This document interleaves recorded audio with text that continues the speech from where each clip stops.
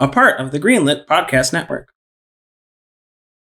From Noble Robot on East Hennepin Avenue in all-new Minneapolis, this is Nice Games Club, the show where nice game devs talk gaming and game development. I'm Ellen Burns-Johnson, and I make nice games. I'm Stephen McGregor, and I make nice games. And I'm Arthur Croy. I, too, make nice games. For this week's episode, our topics are meetings and frustration. No, wait, that's backwards. It's frustration, then meetings. Anyway, if everyone's ready, let's start. Oops. I forgot to switch that. We're making mistakes already. The endless loop of meetings and frustration. You know, is it actually important that we say the topics in the right order when in the intro? We've always done it, but does it matter? Nicegames.club/feedback. Yeah. Tell us, listener. Was that an error? Or did I overcorrect? It was an error. I forgot to, because we switched the order out. Mm-hmm. Or I switched the order out, and then I didn't switch the order fully. It's fine. I think it worked out well because if you had just read it straight through, there would have been tons of intro music time left. That's true. Yeah, that's a DJ trick I learned in when I was doing college radio. Is like you all the music in the library had a little card on the inside of the CD, and it said like which of the songs that are favorited by the person who reviewed that disc when it came into the library. So when you can just pick a random disc off the shelf and you kind of know what the good singles are. Even if you've never heard of it because someone has done that work for you. But then also it tells you like how long the intro is. So you know how long you have to talk before that beat hits or the first lyric comes in. Oh, yeah. And sometimes you're going so fast, you grab a random thing, like I'm pick that song, you start playing it, then you look at how long the intro is. Oh. Oops. And then you've got like, okay, I've got 15 seconds to fill. And then you just learn to fill it exactly. That's the one skill that like serves me now. Like all the other skills I learned as a college radio DJ have not helped me in any other part of my life. Mark is surrounded by audio equipment. He's like, no, it's that one skill. That's the one skill. It kind of is. The rest of this stuff you can learn elsewhere, but we're a little giddy today because we are recording for the very first time in the brand new clubhouse. Yeah. Do. It's nice. It's very nice. I've been doing nothing but thinking about opening up this office space, which we've talked about in a previous episode, for my company Noble Robot, and here we are. And we've carved out, we've built new walls and put in a ceiling for a new recording space in the office. It's been on my mind for the last couple of months, and I've been thinking about almost nothing but that. So I just want to hear the two of you talk about it for a little while. Well, when we were making the notes script for this episode, like a little bit before we started recording today, and Ellen and me noticed right away how much of an office this felt like. Like it felt like a workspace. You can actually get work done. Yeah.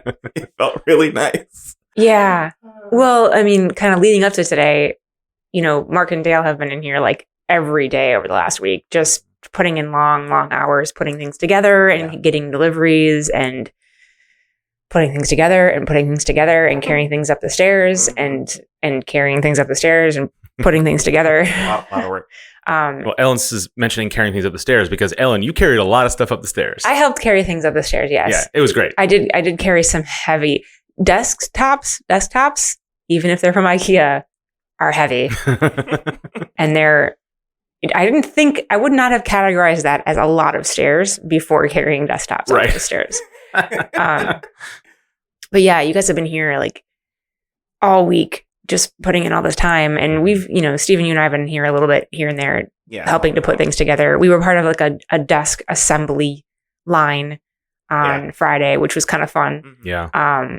But it's not all put together. Like there's a ton that is put together. It definitely looks more put together than not. I feel like we're on step 5 of 6. Yeah, it feels like you can see what it looks like now. Like you got a pretty solid idea. Yeah. But it was still about 60% assembled.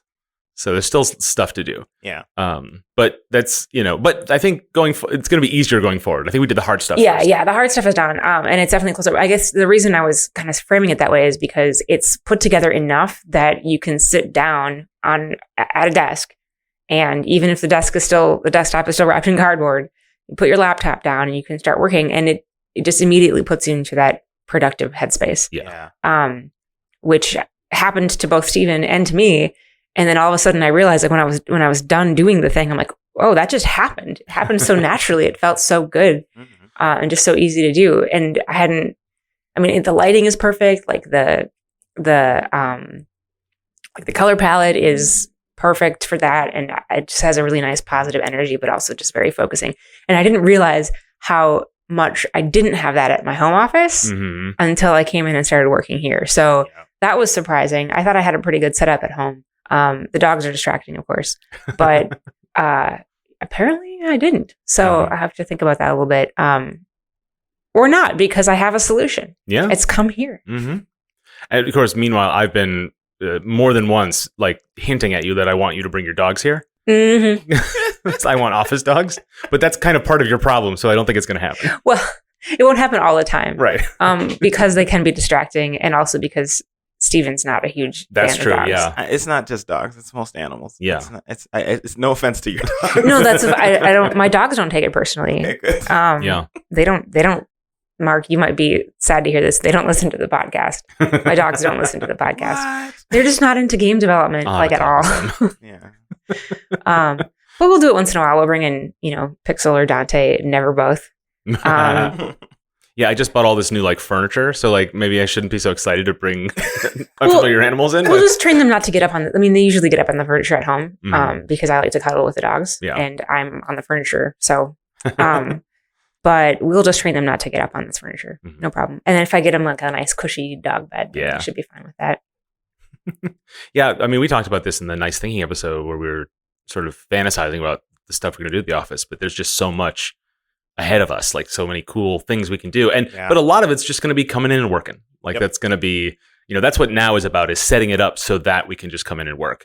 But I sort of can't help but think about all the other things we can do with the space and with the time we're spending here and all of that. So it's pretty exciting. You guys, I'm gonna brag on Mark's behalf for a second. There's a fridge in here. Yeah. The fridge is hooked up and it is cold. There is pop in there. Yeah. And Mark, maybe with Dale's help, I don't know, you didn't tell that part of the story, but flipped the door around.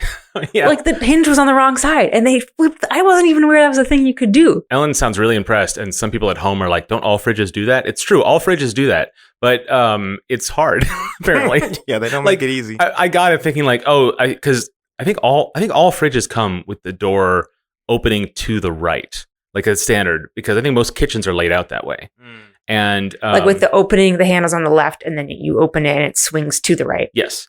And so I was sort of suspecting I would have to flip it because of the way we have the fridge here. But I was crossing my fingers that it would just come left-handed, but it didn't. And it's like, okay, whatever. It'll take a little while to remove the doors and do the thing. It's fine. It's like a 30-step process.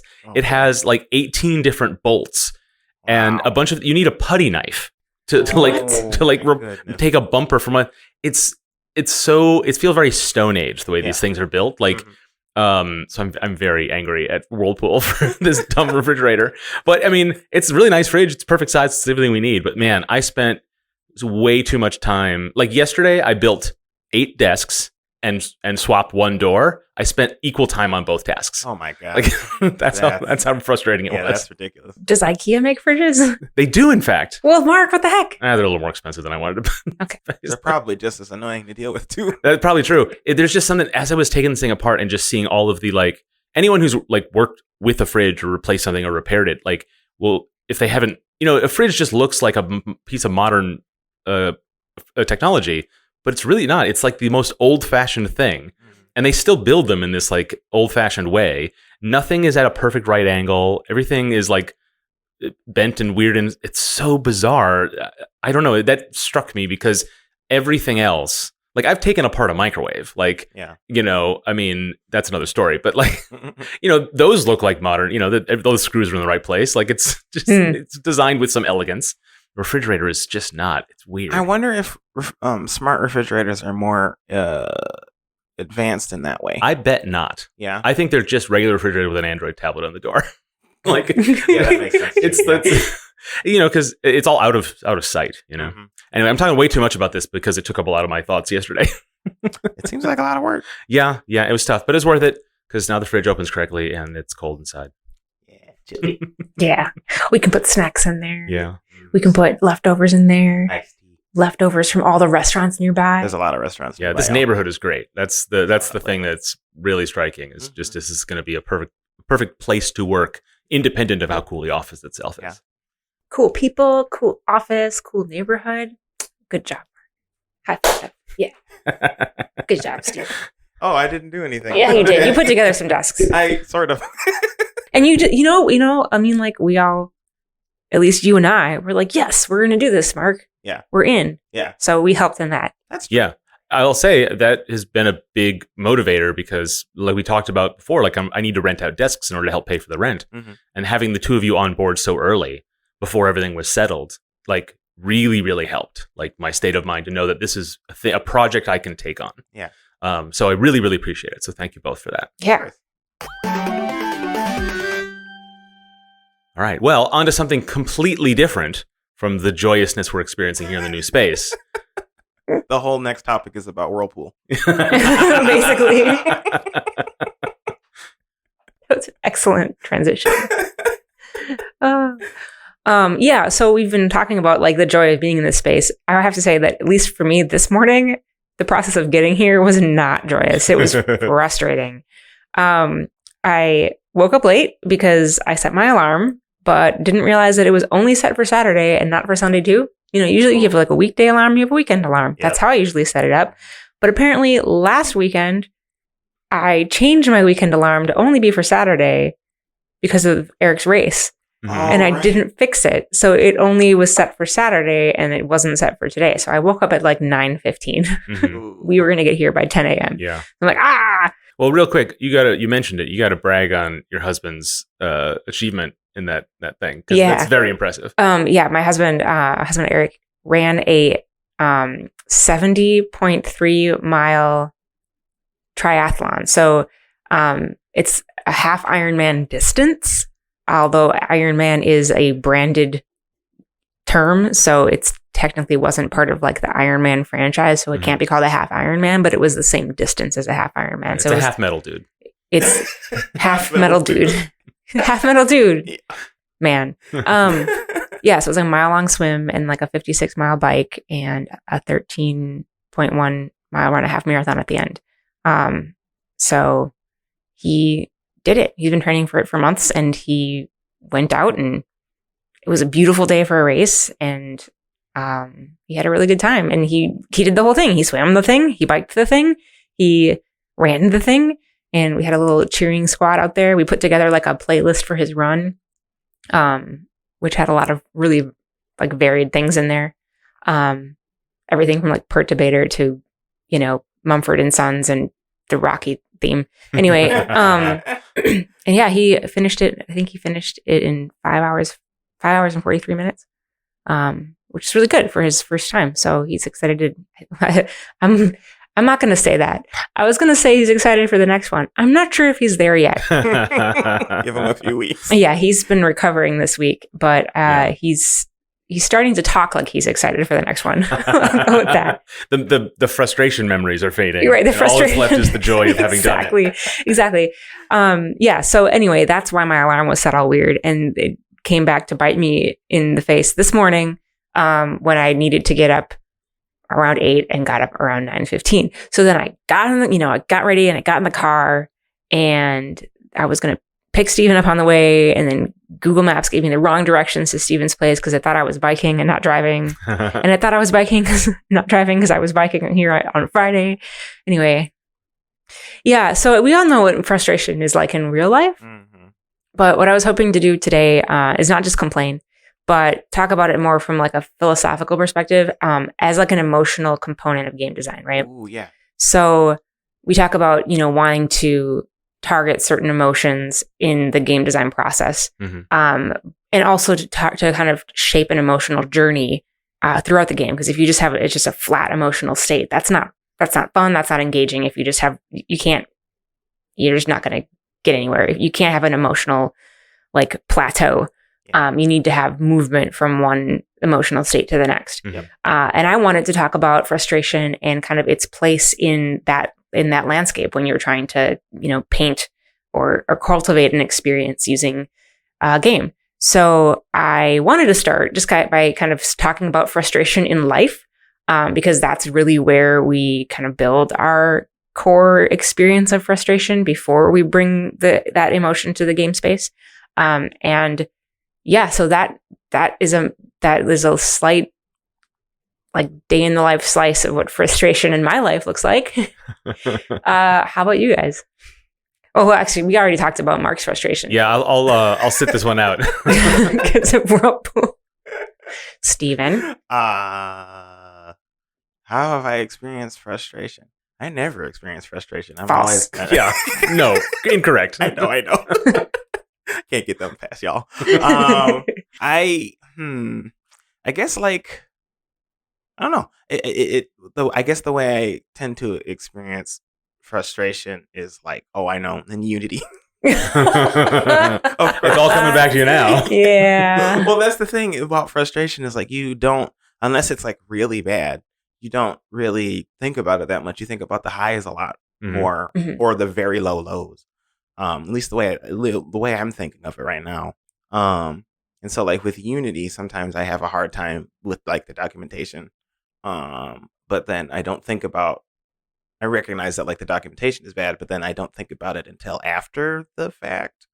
Like I'll think about that I got this thing in that I wanted to get in, and not about the 3 hours it took me looking up all of the things I needed to do on the Unity forums because the Unity documentation is bad. To get to that point.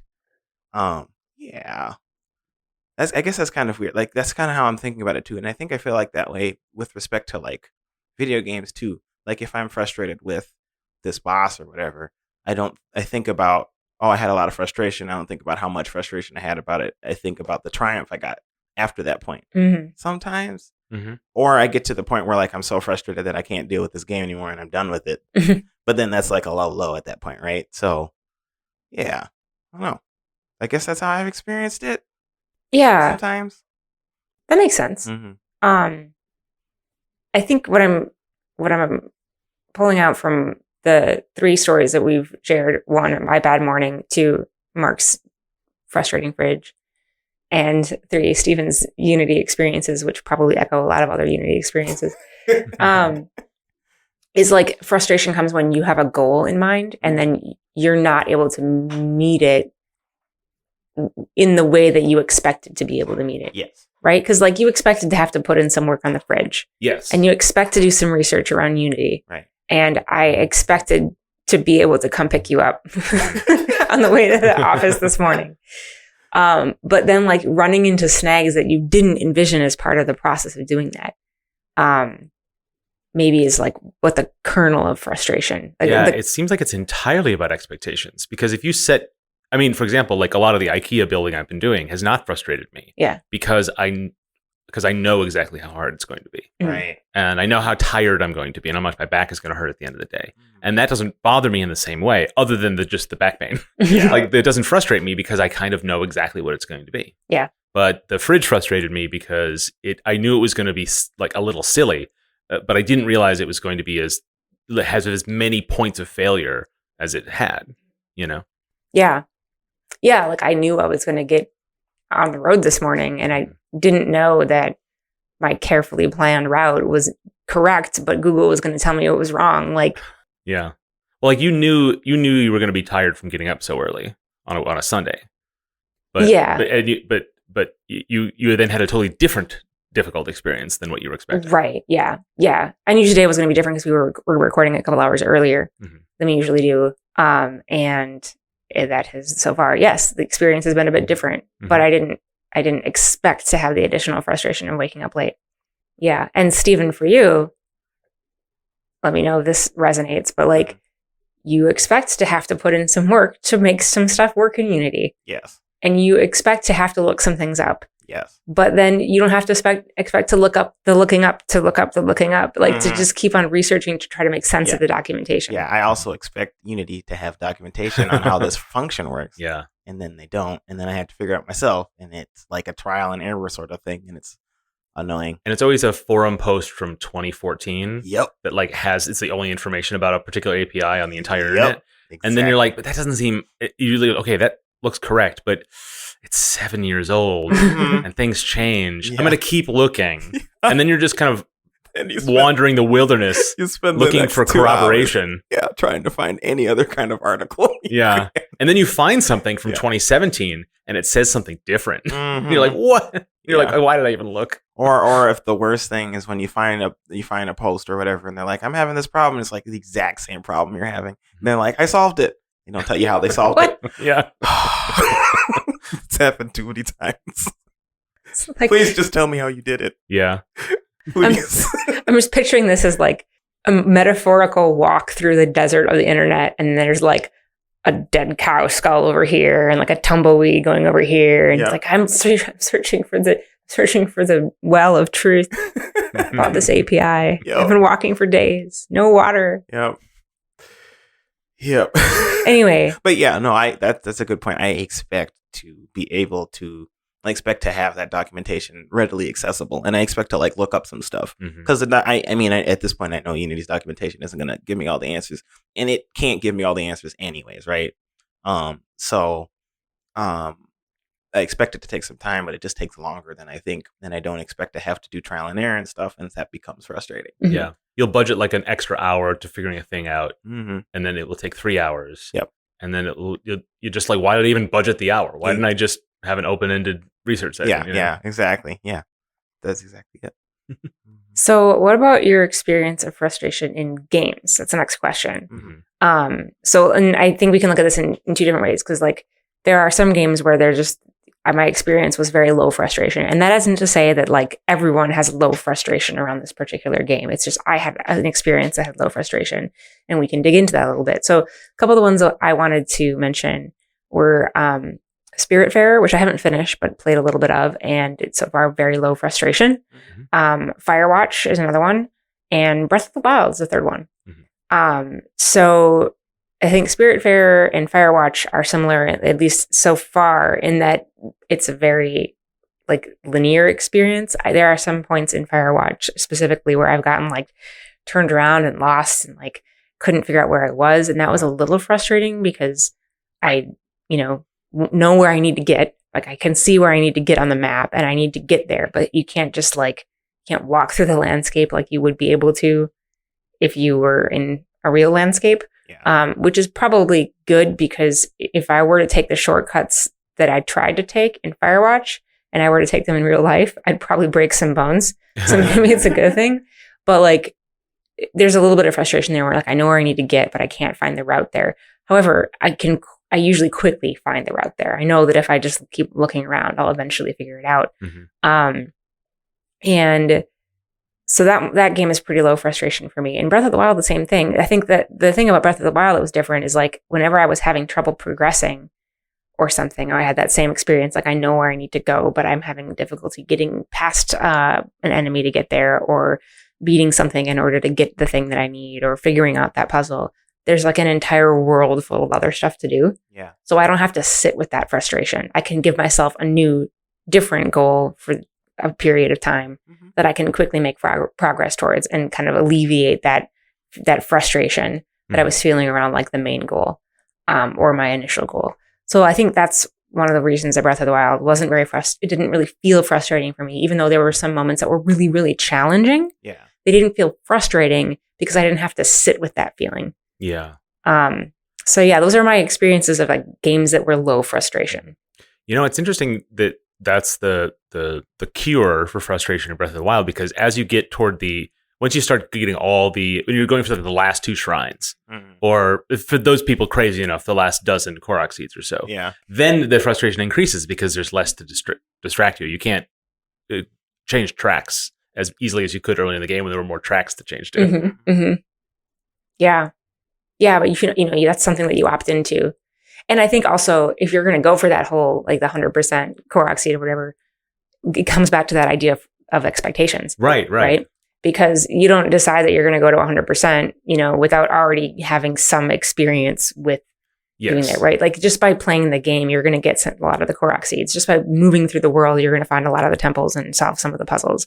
And so you have an idea of what it will take to get 100%. And so your expectations are set appropriately. I don't know. I have never gotten 100% of Breath of the Wild. I have to ask someone who has whether it was frustrating. Well, I did all the shrines. I didn't get all the Korok seeds, and the last few were frustrating in that there was a lot of tedium. Yeah. And I have a lot of time to sit with my own thoughts of like, why am I doing this? Like the last 5 maybe. Yeah. And thinking like, should I just look up where it is? Like, no, because then I won't even want to go there. Like, you know, and so I didn't. And I'm like, I probably should have just to save the time. Yeah. Like, I didn't have any pride on the line. I really should have just cheated. I want to come back to the idea of looking things up at some point too, because I think that there's something there that plays into this whole idea. But first I want to hear from Stephen about low frustration games. Low frustration games. If Stephen plays any low frustration games. All intensity all the time. No, I guess... Wow, I'm having a hard time thinking of games. Well, I mean, like, it doesn't have to be something that like is typically categorized as low frustration. Right, it's something that you experienced low frustration. Well, as I don't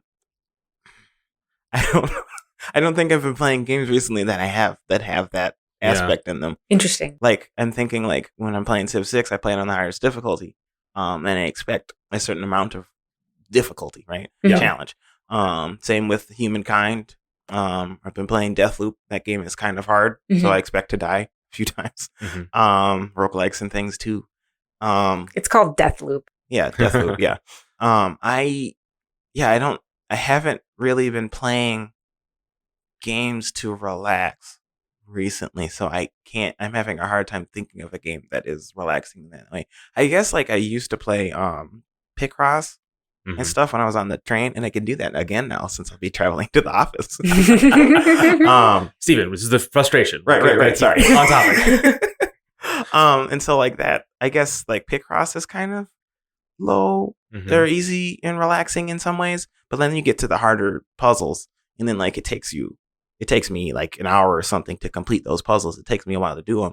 Yeah. And I wouldn't consider that relaxing. I would just consider that distracting, sort of. Like your mind's just focused on this one thing, so you don't have to think about other stuff. I guess the way that I've been thinking about it though is like relaxing and frustrating definitely seem to be at odds, right? Yeah. But I'm not sure if difficulty and frustrating necessarily go hand in hand. I would agree with that. Yeah. So, yeah. And I was hoping to explore that idea more today. So that's why my sentence just kind of ended. Yeah. Well, Steven seems to have a different vocabulary for this. Yeah. Which is why I think you're having a difficult time kind of framing it the way Ellen's framing it. Yeah. But it makes a lot of sense to me how I frame it. So I think you might be the outlier here in how you like how you remember your experience. Yeah. Well, games. Okay. So let's talk it out. Yeah. Okay. So yeah, a lot of the times I do tend to play a lot of hard games, I guess. Just because I don't know, I do think that like generally speaking, if I want to relax, I watch TV. I don't play games. So and I'm looking for a challenge, so I'm looking for an aspect of frustration, right?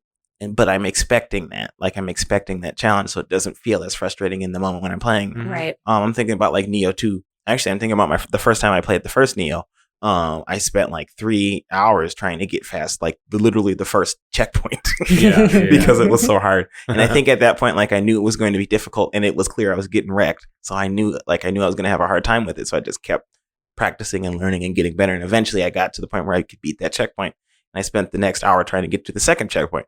But like it was frustrating, but engaging and, challenging. So I enjoyed that.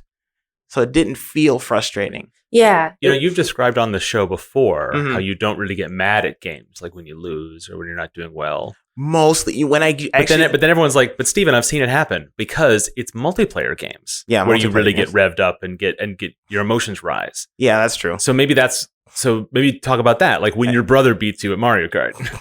His face just changed. I wish you guys could see it. I don't play Mario Kart. No, that's a good point. I don't tend to, because like when I'm playing a single player game, the only person I can get mad at it myself, and like I don't know, I'm not good at the game. And who could get mad at Steven? Right? I can't even do that. Actually, if anybody gets mad at Steven, it's Steven. But I think I do get frustrated at some multiplayer games when like I feel. I think I get frustrated at games in general, at games when I'm not doing how I expect to and it's not clear why I'm not doing well. Exactly. Like if there's no clarity as to why, like in a fighting game, if I get beat down in a fighting game, I know I'm not as good as the other player most of the time. Then I'm like, okay with that. Even in the times when I feel like I could have beat this player and I didn't, like it's because I made some mistakes during the thing or whatever. Right. And I just messed up during that time, or I'm not in the zone at that moment or whatever. I can deal with that. But like if I'm playing a game, and I've had this issue with Humankind, because like there's some things in that game that are just, to me, don't make sense. If I'm playing a game and I don't understand why this isn't working the way I expect it to, or why I'm getting beat down, then I get really frustrated with that experience. I'm thinking about, actually, when we played that detective game. At your place. You really didn't like that game. Because it's just Sherlock Holmes Consulting Detective. Yeah. It's a board game. Yeah. That's sort of narrative. You play through it once. It's not replayable. Yes. Because you like follow a story and solve a mystery. Yeah. And the mechanic is you go to different parts around London, and then you read from a book a story, and then you decide where to go next. That's the basic mechanic. Yeah. And Steven, you hated it. I did not. Well, I was into it when we were playing it, but like we ended up not doing well. Right. We got very few of the clues. In the first case. Yeah. And it wasn't like, I think we just like accidentally made a mistake early on in the beginning because we didn't quite understand the way that the game was trying to direct us to go. Yeah. And I found that very frustrating because I was like, I feel like we were doing everything correctly. We were following all the clues that the game was trying to give us, and we just did poorly. So it just felt like I wasted my time. That's so funny because I think we kind of agreed what was wrong with it. Yep. But I really like the concept of the game so much. Yeah. That we made like according to the game, we made a fatal mistake early, and it sent us kind of on a wild goose chase for the rest of the game. Yep. And that's what was frustrating about it. Right. But that didn't bother me in the same way because I thought the core concept was so strong. I just thought that the part was just written in a little clumsy way. Yeah. So I just had like feedback for the designers. Is really all I had. Yeah. I liked the game too much to let that ruin it for me. Yeah. But no, I didn't. But we agreed on what the problem was. We totally did. We totally did. And I just think I felt like I couldn't trust the game to direct me now at this point. So I felt like if I played the game again, I would get it into that same situation. Oh, sure. I guess I just had faith that it wasn't going to happen again. Or if it did, I would judge it then and not right away. Sure. Yeah. Interesting. I guess I had lost faith at that point. Yeah. I'm also reminded when we played that game, The Grizzled. Yeah. We recorded that. Steven hated that game too. If you want to hear Steven hate that game on mic, listen to it on Patreon. You can join us at Patreon. Yeah. Patreon.com/NiceGameClub. But that game, I also got frustrated with that game because, I mean, that game is intended to be punishing and very challenging. Right. And it's supposed to make you a little sad. Yeah, and it felt like whatever I do was going to be bad. So it didn't feel like there was any real way to like do well. Right. So it just it felt like a waste of time. Yeah. It felt like I was just going to feel bad playing the game. And I think that like it works to the benefit of that game. I feel like I said before, I think that game works in a lot of ways. Just doesn't work for me. Right. That's what the game is supposed to do. Exactly. Right. And that's why I liked it, because it felt like a great marriage of theme and mechanics. Well, but that was me just sort of like almost academically saying like it did its job really well. Yeah. And you're like, this isn't fun. Exactly. So they're both correct opinions. Yeah. It comes back to expectations, right? Like, yeah. It comes right back to expectations. You were saying, Stephen, like you choose really challenging games, you expect them to be challenging. Mm-hmm. And so even though you're experiencing them as challenging, you don't necessarily experience a high degree of frustration because it's aligned with your expectations. Well, and with those games that are challenging, I expect to get better and learn from, poor play or whatever and get better at the game and eventually get to the point where like it's not as challenging to do certain things anymore, right? Mm-hmm. Yeah. But with the games we were talking about with the Grizzled and things, it didn't feel like, at least in the moment, it didn't feel like I could get better at the game to a point where like it wouldn't be nearly as challenging as it was at that time. Yeah. So it just felt like any skills I learned from this game are not going to benefit me in the future. And so I don't want to play this game anymore. Yeah. Which I think is an interesting segue to what I want to talk about next, which is just like our experiences of frustrating games. We kind of blended these two categories because we're already contrasting them. But like to bring it around, some of the games that I have found frustrating were like some of the Metroid games for one, especially like the 2D Metroid games like Metroid Fusion. Just completed that a few weeks ago. Super Metroid, which I love, has some really frustrating moments. And then I'm going to contrast that with Thoth and maybe Ori and the Blind Forest.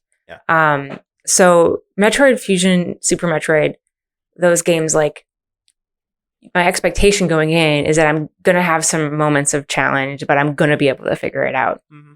Right. And some of the things with Metroid, especially with Metroid Fusion, like, there were some really frustrating moments where I wasn't figuring it out, like, especially with the bosses, you know, like they all have like some gimmick or something that you have to do specifically to be able to make it work. And there were some like Neo Ridley and the SAX at the end. It was just like, what it is not clear. Like, it's not clear to me what I need to be doing. Yeah. I know that I'm not executing correctly, but it's also not clear what I need to be doing and what I need to be getting better at. Right. You know? So those specific bosses were pretty frustrating.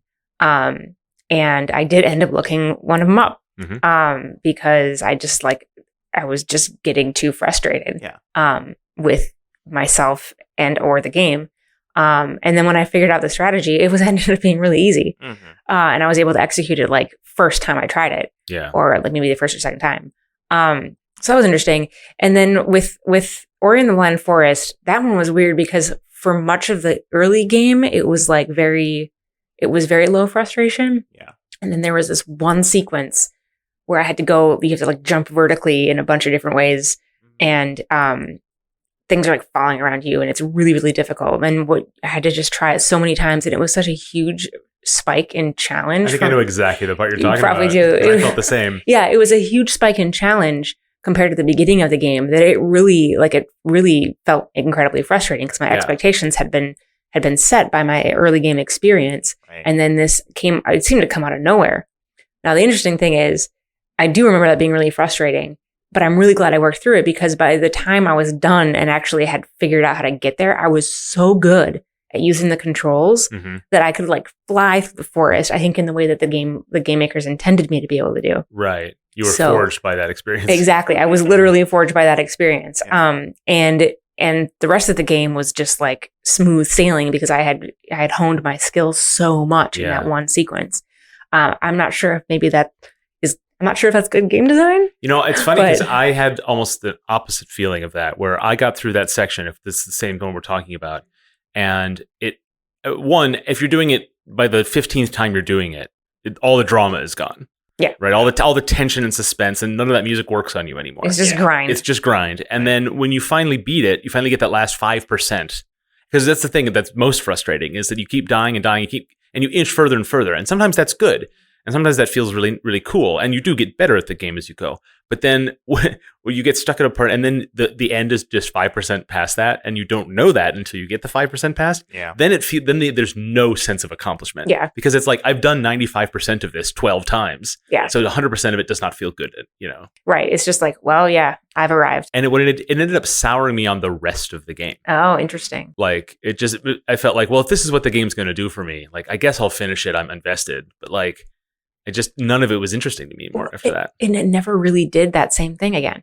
Yeah, like, that's right. It never had that same emotional, like it never had a sequence that created that same emotional experience for me. The rest of the game. It's like it was that one thing that like forged my skills. Yeah. And then that's what they were. And the rest of the game was. There is a similar like auto-scrolly chasey thing at the very end, but I don't think I maybe beat that on the second try. Yeah. Maybe. And it might be because I was good by that point. Yeah. But then the drama level is totally different. Right. Yeah, it was interesting. Or just that section was easier. I don't know. I'm not sure, but it comes back to expectations, right? And of course, everyone's expectations are going to be different. So everyone's experience of frustration and so on and so forth is going to be different. Right. And then finally, to contrast some of those stories with Thoth, I downloaded Thoth knowing it was hard. And I played it and was bad at it knowing it was hard. Right. And I just expected, kind of like you were saying, Stephen, with some of the games you're playing, you expected to have it be difficult and to die a lot and to get better as you went along. And that's exactly what I did. And sometimes I would sail through a level the first time. I'd be like, wow, that happened. And then I died 10 times in the next one because it's just how it worked. Yeah. I didn't really feel a lot of frustration in that game, even though it was really challenging until I got to like the randomized levels at the end. Then I just kind of stopped. But it comes back to frustration again, right? Like I expected, and because of the normal levels in the game, I think there are 64 of them, I can't remember exactly, but like you do the sequence over and over again, and you die, and you start at the beginning of each of like the quadruplets that they have, and then you get to a checkpoint and you start the next one. You get to a checkpoint, start the next one. With the randomized levels, you don't know what you're going to get, so you can't necessarily like progress in that same fashion. Your experience of progression isn't the same, and so the experience of frustration isn't the same. So that kind of rounds out the experiences I wanted to share. But I guess, is there anything else you guys want to add on, or maybe bring to a point on the relationship between frustration, difficulty, and expectations? I think the one dimension we haven't quite hit on, but I mean, you touched on it just a bit. We didn't get into it too much, which is the idea of like not knowing what's going on, right? And so it's still related to expectations in a way, but like the one for me was Humankind. We played that multiplayer a couple weeks ago, and I got really frustrated with it because I think I got placed in a weird part of the map too. But I kind of was like, okay, this is going to be an extra challenge, and I was kind of going to accept it. But then it got really boring for me because like I didn't know what to do next. Right. Meanwhile, we're all on voice chat, and I'm hearing what everyone else is doing. And I'm like, why is that not happening? Like, or whereas in Civ 6, when I'm falling behind everybody else, doesn't bother me that much. Because I kind of have a better full understanding of those systems. Right. Whereas with Humankind, because I'm still new to it.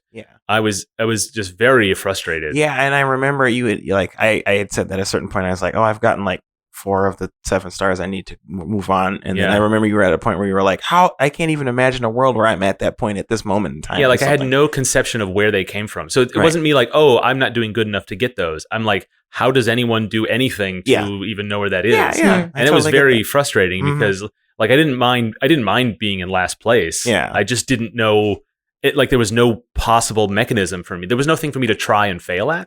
Is what it felt like. Totally. And I think that's the thing where the early game just drags a little bit. Maybe might be part of it. I don't know about. I can't speak to Humankind in that way because I feels like Humankind has some problems. I think that the early game kind of is random in a lot of ways that are frustrating. Differently in Civ, and not like you can randomly spawn in a really crappy part of the map. You don't have good production or food or whatever. In Humankind, there's this whole era in the beginning where you play as in the Neolithic era, and you're a bunch of tribes trying to hunt wildlife and grow to become eventually an actual civilization. And I think there's a lot of randomization in that like sometimes you don't get any animals you can hunt till you can get more influence and stuff. Sometimes there's just not a lot of curiosities around you. The land could be bad around you and doing stuff. And if you don't know the systems very well, you don't know how to adapt to that. Yes. And then when you were helping me, because you knew a lot more about the game, so you were telling me like what I would know if I played a few times, so I could make some choices. But then I just felt forced into choices by the state of the map. And then it wasn't very fun. Right. I felt like I don't want to make this choice, but I have to, or else I'm not going to do as well. And because I made the choice I didn't want to, now I have to lean into that, and my instincts are not. So it just felt like the whole thing felt more like a task than a game at a certain point. But I suppose that will change with experience because the game. I mean, I still like the game in a sense enough to try it again. If I have a few more experiences like that, I might just drop off it entirely. Right. But I feel like I really hope familiarity will help with that. I think it would, but I think I see the direction you're going in that like the game did not describe how to get better. And so there was no at that moment. I'm talking for you, I guess. But in that moment, like it didn't feel like there was any way to get better. So, but other people were also doing better. So like it felt like there was no way to actually get to that point, or it wasn't clear how to get to that point. And it was less about like competition and more just about stuff to do. Exactly. I just had no stuff to do. But that leads back to the whole thing you're talking about, Ellen, just this idea of like not being able to generate expectations. So like my expectations were that I would know what was going on, right? And so a lot of games have that where like they have weird controls, or they start at the difficulty curve is really, really steep. And then I guess it's up to a game designer to engineer that frustration as surmountable. Right? Like the goal for the game designer, if you want to make a hard game, you kind of have to accept that players will kind of hate it at the beginning. And you need to give them enough to motivate them to get past that feeling. Right, to either get familiar enough with it, Because I think it could be if you're a game designer, it could be very tempting to just try to make everything like a really polished user experience that feels lovely and friendly, but then you're not making your game anymore. You're making an app. Yeah. Right. Yeah. But that's the real challenge, right? To find that balance. Yeah. When you're talking about like steep learning curves, I was reminded of my experience trying to learn EVE Online. It lasted 5 minutes. I was in space. My ship was gone and I didn't know what to do. So I quit. Yeah. Anyway, so I guess what I'm hearing from what I think what we can maybe take away from this conversation about frustration and what leads to it and how to overcome it and the player experience when it comes to like principles we can apply to game design. I feel like I'm hearing a few different things. One, there's going to be frustration. Two, the experience of frustration is going to vary from player to player. Yep. It's not necessarily the same thing as difficulty. So if you want to make a difficult game, you also have to think about frustration as a separate thing, I think. And you might decide that frustration is not desirable while difficulty is. So if you are going to go that route where you want to make something difficult, but you don't necessarily want to create something that's so frustrating that the player bounces off of it, you have to somehow work to set player expectations appropriately and make it seem fair. Interestingly enough, as I'm saying those words, Dark Souls comes to mind, like the whole series, because I hear that, I'm not an avid player of Dark Souls, but Eric is. And one of the things I ask him about all the time, like, why do you like the series so much? He likes it because it's difficult, but it feels fair. Yeah. And so, he can get frustrated, like anyone can get frustrated with playing games. He's playing Darkest Dungeon again right now, and sometimes I'll hear him go, I'll be upstairs and I'll just hear from downstairs. I never hear him do that with a Dark Souls game because I think his expectations are precisely set where they need to be for the difficulty of the game. That's how Neo felt too. Like, I expect it to be difficult. I expect to get beat up, but like, it's always when I fail, it's because I messed up. Whereas like the impression I get with Darkest Dungeon, having not played it, is that there's a lot of random things that will happen that will just make the game harder for you, and you can't really control that. You just have to adapt to it. But in that moment, it would be frustrating. So I think that I feel like a lot of like the onboarding process would help with, reduce the amount of frustration that people have with games, because then if you have a better understanding of what the game is at the point, even if the game becomes challenging right away, that there's ways to get better, or there are systems in place that you can learn about to improve your progress rate. I think that's a good aspect to it. And in player expectation, I think is important too. Which, everybody's going to expect the game to be different. So, or they're going to expect the game differently. So, I don't know. I guess it's not, you can't exactly super control that in a lot of ways. Right. There's some things you can do about it, like the aesthetics and stuff. If the game is hard, like aesthetically make the game seem difficult. It's about communication. You find different ways to communicate that to the player without, beating them over the head with it, like putting a disclaimer at the beginning. This game is difficult. Right. But also sometimes do that too. Maybe sometimes do that too. Well, and I guess one of the things that we did mention is like having outlets. So like with Breath of the Wild, we were talking about how if you get stuck, there's things you can do unless you're stuck on the Korok seeds. And you just at that point you just have to grind your way out. But like if you're stuck on one of the main temples and those puzzles, then like going to some of the side quests or just riding your pony around and shooting stuff. Cool things to do that are an alleviation for frustration. Or with Thoth, like if I'm trying to get past those randomly generated levels at the end, because there's a higher degree of randomness, there's a higher degree of frustration or higher capacity for frustration because the expectations you can't tune your expectations and the results as much because it's randomized. But if I get frustrated, I can always take a break and just go back and do some of the regular levels. So having some kind of like release valves in the game might be a good thing too. Yeah, that's good.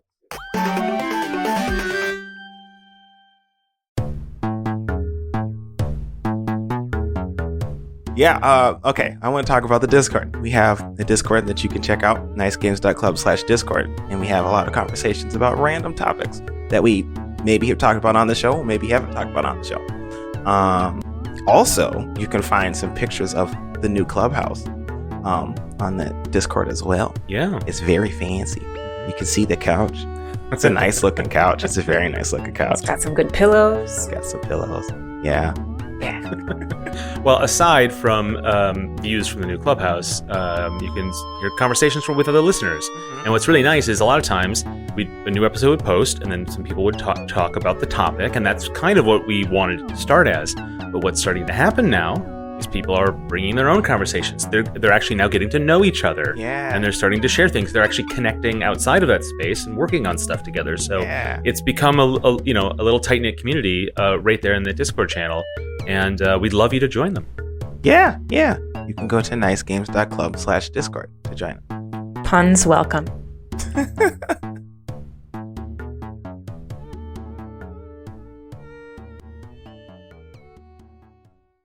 Susan, it's so great to finally be able to get together again. Oh, it sure is. And I really appreciate you picking up the bill. I'm happy to. I've got the extra cash. Since we've all been driving so much more again, I've been using Get Upside, the free gas app that pays you cash back for every gallon of gas you buy. Wait a minute. Are you saying you actually get paid cash when you buy gas with the Get Upside app? Yes, up to 25 cents a gallon. Cash back every time I buy gas. Does that actually add up to anything? Some months I make $200 to $300. Wow, that's serious extra cash. I'm downloading the free Get Upside app now. Download the free Get Upside app now in the App Store or Google Play to save up to 25 cents a gallon when you buy gas. Use promo code PHIL for a 25 cents a gallon bonus on your first tank. That's up to 50 cents a gallon on your next fill-up. You can cash out anytime to PayPal or an e-gift card for Amazon and other brands. Just download the free Get Upside app and use promo code PHIL for a 25 cents a gallon bonus on your first tank. That's code PHIL. Come on in. What can I get you? Sure, I've heard of Hair of the Dogcast. They're that podcast about video games and beer. From the latest gaming headlines to diving deep into the games of yesterday to sampling and reviewing craft beer from all over the world, Hair of the Dogcast is here for the gamer and beer lover in all of us. Available weekly on the Greenlit Podcast Network. Hi, I'm Steve. And I'm JP, and we host a little podcast called Whatever, Nerd, a bi-weekly nerd culture podcast where we talk about subjects such as games, Comics, movies, voice acting. and did I mention games? You did. Join us every other Tuesday at whatevernerd.com. Or wherever you get your podcasts.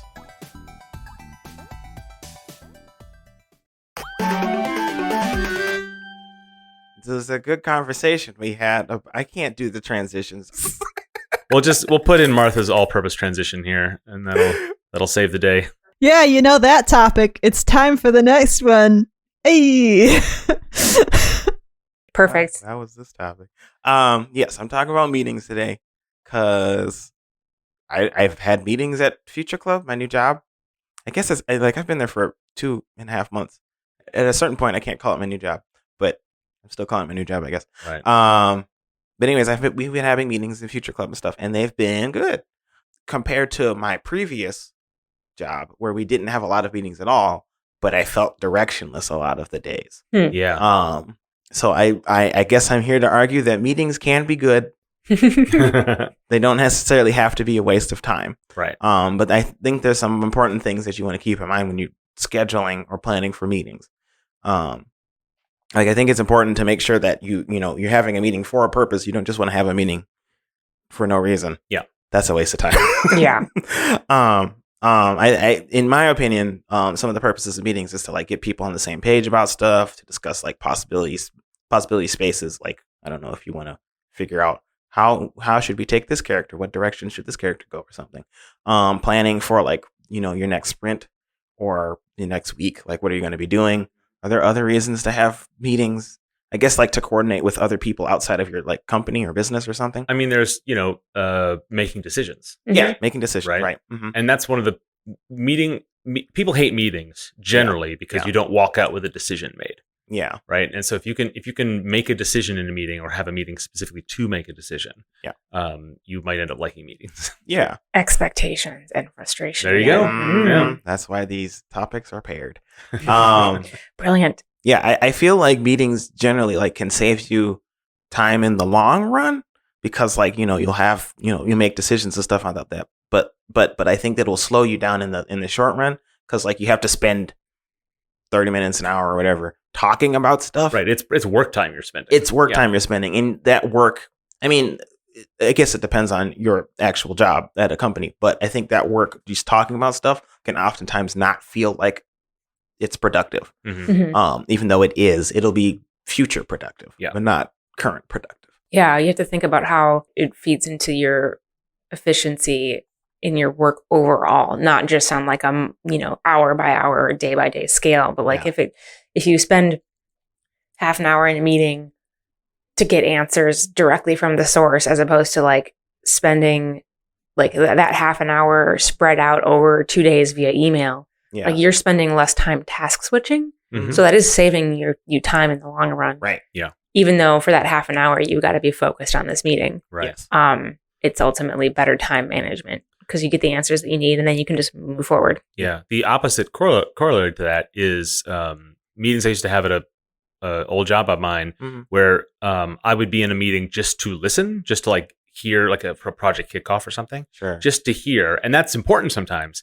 But I also could have gotten that as emails sent to me over the course of 2 days because I wasn't engaging. I was just there to get the information. Yeah. I didn't need it in the meeting. Yeah.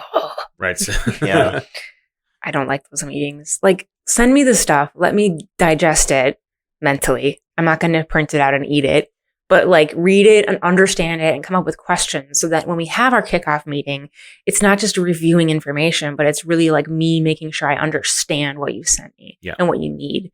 Like I feel slightly meeting triggered. Yeah.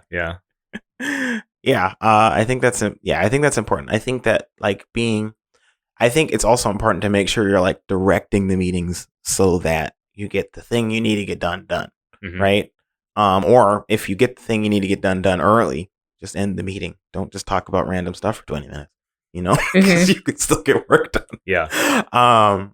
Because otherwise you're just spinning your wheels and it's just wasting your time. That's what, I think a lot of people have frustration with meetings, myself included, when it just feels like there's a lot of stuff that is getting talked about that is irrelevant to the things you're doing, and you don't need to be there. Yeah. Like I've heard it a bunch of times, this could have been an email. Those are the worst kinds of meetings. Because they could have just spent the time to type up the 4 paragraphs or whatever. So you have all this information and you don't need to be sitting there and having somebody explain this information to you for 30 minutes. Yeah. If you have questions, just email them back and then you and that person can have it back and forth and you don't have to waste 5 other people's time. Yeah. Do you think some people do that, hold meetings when they could have just written an email because they aren't confident that people will read the email? I mean, sometimes that's a good reason to have a meeting, like depending on the people you work with. Well, yeah, you have to know who you're working with. It like establishes accountability. Yeah, in a sense. If that's the work environment you have, then that's not good news. But so one purpose of having a meeting is to like discuss work that somebody has done and give feedback on that.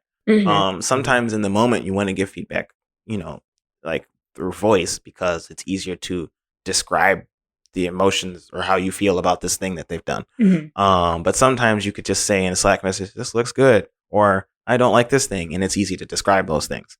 And then if they have more questions about the feedback you've given or whatever, then y'all can have your own separate conversation outside of that. But I think it depends on like the work you're doing and the team you're working with, whether or not it makes sense to literally hold a meeting for feedback or to just like ask for feedback on your Slack or whatever, however you communicate. One problem you have with some in meetings is if no one's taking notes or there's no after action report or something, then people can walk away with different memories of what happened. So Slack or email is usually better for making sure everybody is literally knows literally the facts at hand. And so meetings are good for processing those facts, making sure everybody understands things that would be slower in email. Exactly. Right? Yeah. I think that's when it's best. And Ellen was saying that too. Like if your conversation would end up being like, spread out over a few days through email or text or what have you, and it's better to just have a meeting because you can clear that up more quickly that way. And you won't spend, the next few days being somewhat confused and messing up some stuff that could have been more quickly clarified earlier on. so then, but it's hard to know, I guess. Yeah. Well, I don't know if it's hard to know. I feel like, generally speaking, when I've like asked somebody with like, can I do a quick call with you to get this to work or whatever? Those calls have been really fast, like 5 minutes, 10 minutes. Yeah. Because like we know the purpose of the call is this one question. Right. Whereas like if you have a meeting that's like an hour long, there can be a bunch of different topics and it's hard to direct those ones specifically to get the answers you need to be able to work. That's harder. Right. Yeah. So I guess I want to talk about like when you should have meetings and when you shouldn't have meetings. I have some stuff written down. I don't think this is an end all be all of when you should have meetings or not, but like, I guess I want to talk about them. Like regular stand-ups are good. Like just 15 minutes every day saying, I'm doing this. I did this yesterday. I'm planning on doing this tomorrow or whatever. I think that's helpful because it keeps everybody knows what you're working on and you know what you're working on. So everybody's on the same page with that. And if you're having difficulties, that would be stand-up meetings are a good time to bring that up because then it could be, a future conversation down the line. Yeah. Planning for weeks, planning for your week, planning for the next sprint. So you know what you need to work on. And you're not just, working on things that are not valuable in the moment. Clarifying stuff, making sure that there's no confusion about things. You can just those can be like 5 minutes. I guess if you need more time, you can take more time, but making sure that everybody's on the same page about things is important. Getting feedback on work you've done. Outside conversations. I think these kind of have to be meetings. Like when you're having conversations with people outside of the business, you kind of have to make that a meeting because you're not going to be able to be in contact with them regularly, right? Unless it's through email, and that can be a very slow process because they're doing their own thing. So I think you kind of have to make those meetings in order for that to work. Yeah. And then if you're working remotely, having like social meetings is good. Because otherwise you don't know the people you're working with. Yeah, that's the one I was going to mention because the team. I mean, we're both working on remote teams, right? And my team has one weekly meeting, and so we don't have an agenda because it happens every week, and regardless of what's going on, right? And so we do a little. Everyone reports on what they've been doing for the past week, what they're going to do for the next week, and then the rest of the time is kind of brainstorming time. Yeah. So it's very unstructured. And actually, a lot of the hallmarks of what we've described already is like bad things in meetings. Yeah. Which is just doing an aimless wander. Well, but we need it because that's actual work time for us. It's not really a meeting anymore. Yeah. Working meeting. Well, we discuss design things. We throw out new ideas. We're like, well, if that's going to, and it ends up kind of going in random directions. Yeah. But as long as we do that thing up top where we say what we're doing, what we did and what we're doing. Yeah. And because our team is so small, that kind of works. Yeah. But it kind of only works because we're really remote. If we were all working in the same office, I think that would just be better done walking from desk to desk or whatever, you know what I mean? Yeah. Like kind of just during the day. Yeah, totally. And I had that experience when I was working in an office. If I had questions about stuff, I'd just walk over to the desk and go, hey, can I ask you about this thing? And they'd be like, yeah. Or no, come back to me later or something. Yeah. And then they would it'd be the same thing. People would ask me questions. Yeah. But like you can just kind of do that intermittently throughout the day because, you're all right there in the office. And I guess the same way kind of works when you're doing it through Slack. But like if somebody has a question, they could just, shoot off a Slack message going, hey, I have a question about this. But I guess when I was talking about with respect to this is like social meetings being like getting to know one another and like feeling like you're working with humans and not just people who are supposed to give you work. But I think that like the way you're describing it, Mark, with your team is that like you use that meeting as how long is that meeting, may I ask? It is 20 minutes to 2 hours. Oh, okay. Depends on very unstructured. Right. And it's because we use it for work time if we need to. Right. And then sometimes it will just evolve into like what else is going on. Yeah. We just chat about whatever. Right. But the impression I'm getting with that is like you get the actual meeting stuff done right away. Yeah. And then the rest of that time is like kind of getting to know one another and also getting work done that you need to do as a group. Yeah. So that makes sense. And so like it's kind of a social meeting in that like you're still getting to know each other while you're still working on the the rest of the tasks that you wanted to get done sort of in the meeting. Mhm. And I guess I'm talking about like, there's this one thing that we've been trying to do. I think it's called Lunch and Learn or Lunch and something. Lunch and Learn sort of thing, where like you just spend an hour and like people on the team will bring like a topic to talk about for like just 30 minutes. Yeah, kind of just hanging out. Okay, but also learning about stuff or getting to know other people's interests. Like I brought, one of the things I did is I brought Glom to my coworkers, and we all played it together, and that was really fun. And stuff like that. I think that's really important, just so, like I said, that you're working with other people, and you get to know them a little bit better. Yeah, with a remote team, that makes a lot of sense. Mhm. Yeah, for sure. Yeah, because otherwise it's just a bunch of people on Slack. And like you can have, you can get to know people through Slack, through text, but it's not as, there's a certain amount that you need to know about other people in order to get work done better. Mm-hmm. So, yeah. Yeah, and trust. You got to build trust with your team. Yes. And that it's a tough thing. I don't know, Mark, if I would like to be part of your very, very unstructured meeting. I could like hear the steam coming out of your ears. Yeah. I felt like there were gears in my head that just kind of like hitched for a second. Yeah. Because I really like having working sessions, but I like that to be the expectation up front, right? Because like if it were a meeting that I expected to run for an hour and we were going to do these things and then it ran for 3 hours, Oh, it's Lord. like The worst. 2 hours. It's like I don't want to leave because I don't want to leave my teammates hanging, but also I wasn't planning on doing this, and the dogs need to be walked, and then I have to make choices that I don't like making. Yep.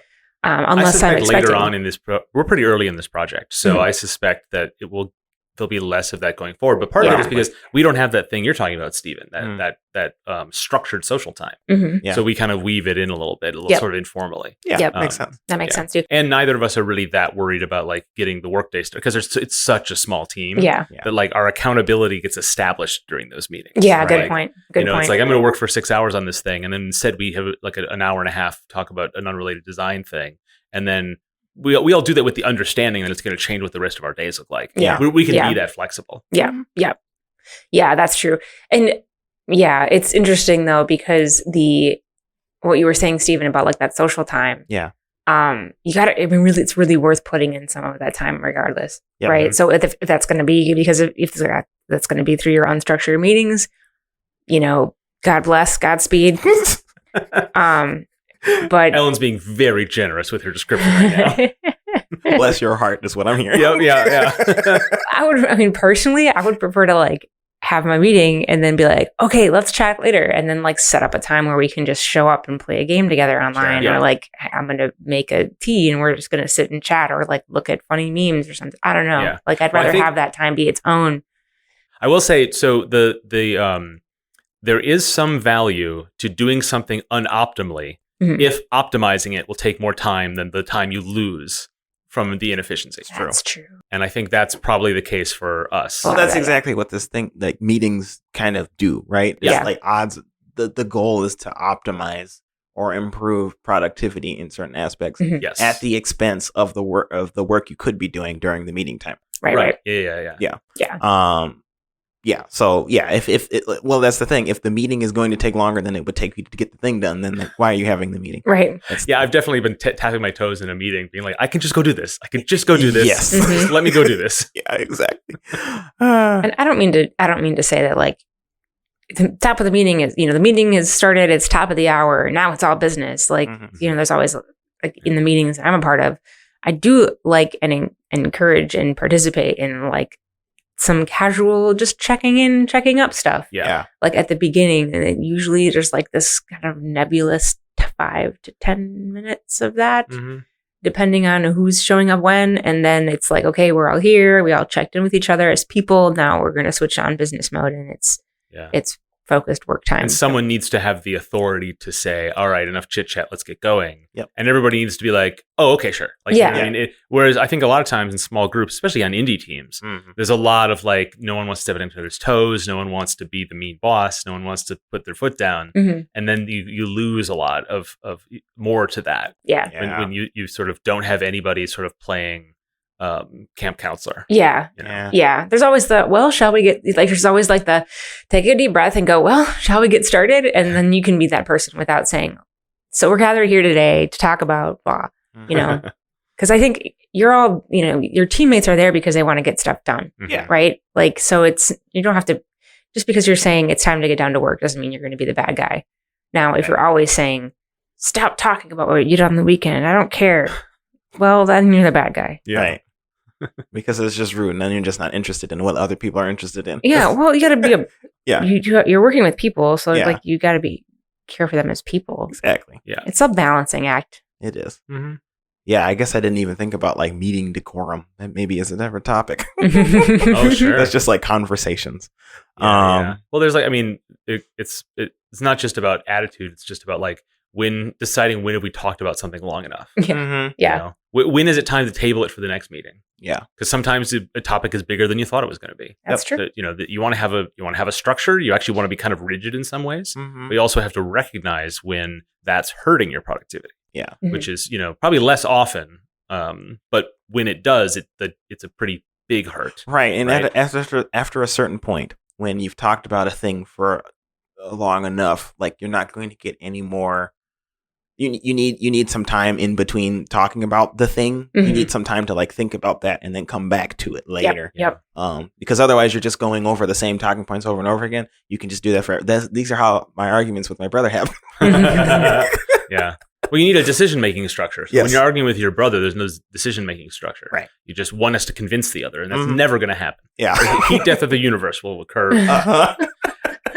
But and sometimes people run meetings by consensus. It's like, well, let's keep talking until we all agree, or we all at least agree this is the way forward, even if we disagreed earlier or whatever. Mm-hmm. And then sometimes you just need someone in the room to be the person who decides, who takes it in and either goes away and decides or decides in the meeting. Yep. Even though the argument has not been settled. Yes. And that's hard. Yeah. One thing that my team lead really does, and I think works really well, is he encourages people to, when there is a problem to be solved by the team, if you're the one who has identified the problem and you're going to bring it to the team's attention, also come with a potential solution, even if it's a bad potential solution. Right. Mm-hmm. Because having that potential solution that people can react to is a good way to kind of kick off the process of decision making or additional ideation. Whereas if you say, hey, I have there's this problem that I noticed, what should we do about it? There's kind of like this moment where there are crickets. Yeah. And it's hard to get the energy moving around solving that problem. Mm-hmm. But if you bring a potential solution, again, even if it's a bad one and it's not a good one, if you bring it, it removes that moment where you need to get the gears turning. And you start them already moving. Yep. So it's kind of a nice like brainstorming lubricant, I guess, to continue the machine metaphor. Right. If you're the one bringing the problem, you've been the one who's thought about it most up to now. So it makes a lot of sense to help everyone along by having a solution they can decide is good or bad. Mm-hmm. Yeah. One thing I do, and two of you probably noticed it when we do our Nice Games Club meetings, is I like to bring two solutions. I like to bring what I think we should do, but on the other hand, we could do it this opposite way. Mm-hmm. Yeah. And because one, it frames. And one of them is usually my first idea that I want to do or makes the most sense. Mm-hmm. Then I always try to think like, well, if we don't do that, what will we do instead? Mm-hmm. And then I want to present that also, so that I'm not anchoring anybody to the idea I brought. Yeah. But also I'm not saying like brainstorm on a solution. You know? Yeah. I'm kind of setting of establishing a framework, I guess, which does bias a room, right? So that you have to be careful of that. So you have to always make sure you're like, well, or none of these, or am I thinking about this wrong? Yeah. Right. Sometimes I say things exactly that or something. Well, yeah, and then you get a third idea that like maybe encapsulates the two ideas or whatever. But it gets the ball rolling. It gets the ball rolling. Yeah. Mm-hmm. That's good. See, those are all good, important reasons to have meetings. I think that's solid. Not doing that is frustrating. Yeah. But I'm.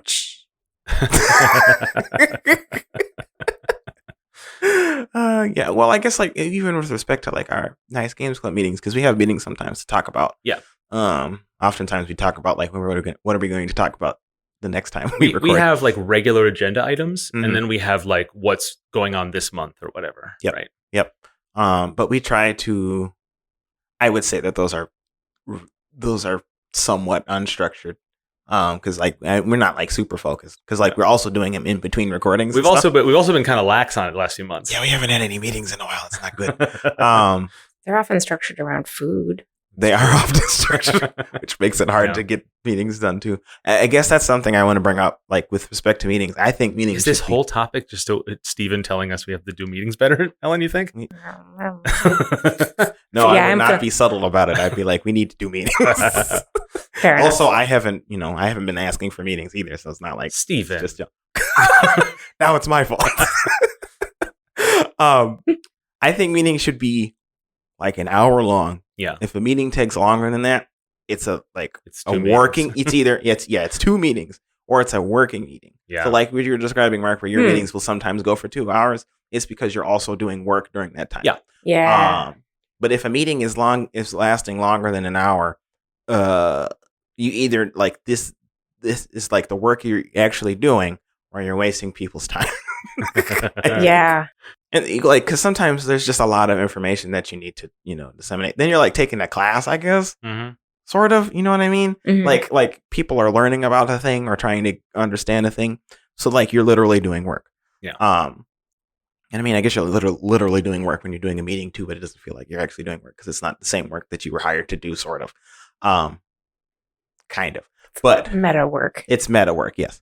Yeah, so like I think it's important to structure your meetings so that like you are able to complete them within an hour because because like if you take an hour of your day to get a meeting done, like it feels like you can have a productive amount of work done in the meeting and still get stuff done that you need to get done. But like if you start doing 2-hour long meetings, even an hour and a half long meetings, like it starts to feel like you're not getting as much stuff done as you wanted to get done. Mm-hmm. Yeah. And it just kind of feels like you're wasting your time. Mm-hmm. So I think it's important to try to make sure that your meetings are an hour long. I'm not subtweeting or anything like that. Cause like we don't have longer than hour meetings at Future Club generally. I'm just saying, do that. Yeah. It's hard to prescribe truisms. Like everything should always be this, but that's probably the closest one. Mm-hmm. It's like meetings really shouldn't go over. And if it needs to go, like you said, Mark, if it needs to go longer than an hour, you need 2 meetings. Yeah. You don't have to make it 2-hour long meetings. Mm-hmm. Yeah. Or you need to make it 2-hour long. Or it needs to be so structured that like you move on from topic to topic in a way that like is. I mean, I think because a meeting longer than an hour can just be physically exhausting for people. Right. Yeah, So absolutely. that's one reason enough. But really, if it's just about content, you really can't talk about one thing for more than an hour without doing something about it. Yeah. And coming back to it. Yeah, exactly.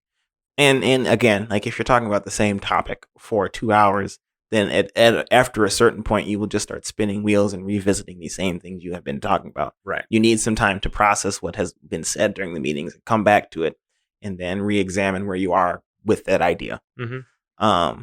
Otherwise, it's just not productive. And if the topic is so big that it does fill more than an hour, then you can break it up into smaller topics. I'm realizing that this episode is longer than an hour. It was more than one topic. Good point. So we're clear. You'll get the time code. Well, meeting adjourned then.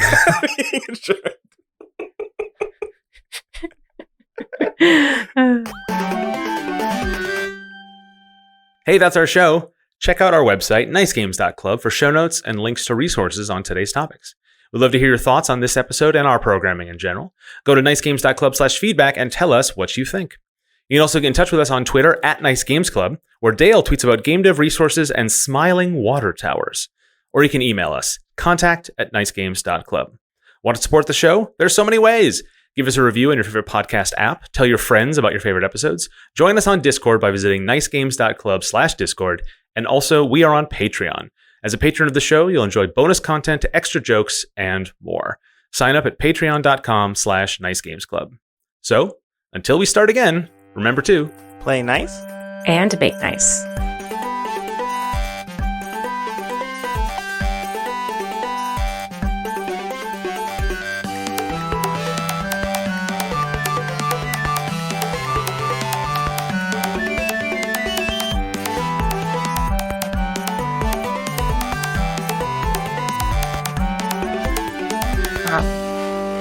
What a great meeting we had about frustration. Does that count? I mean, B minus. Okay, I'll take it. It's a B minus kind of day. Should we do the call to action? Yeah. Okay. I picked Discord, thinking we had stuff to talk about with respect to the Discord. I'm sure we can talk about some stuff. Oh, I think I did that because Mark, you posted pictures of the clubhouse in the Discord. So we could talk about it in that perspective. Yeah, let's do it. Cool. Hold on, let me think. You gave me a B-, and this is what Stephen gives us to enter the transition. Yeah, but Steven's taking this course pass fail, so he's on an audit, right? It is sometimes frustrating to come up with transitions to new topics. Hey, that wasn't bad. B-. Yes, that's passing.